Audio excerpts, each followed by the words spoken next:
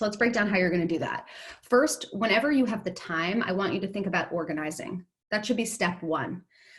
Bottom line up front, signpost when possible, and really important to show, don't tell.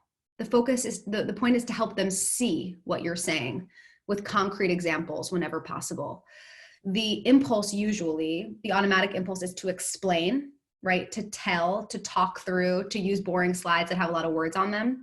But instead, just like that example with Newman, we want to show, bring people into a visual experience, or at least in their brain, a visual processing experience, so they really remember and internalize what we're saying.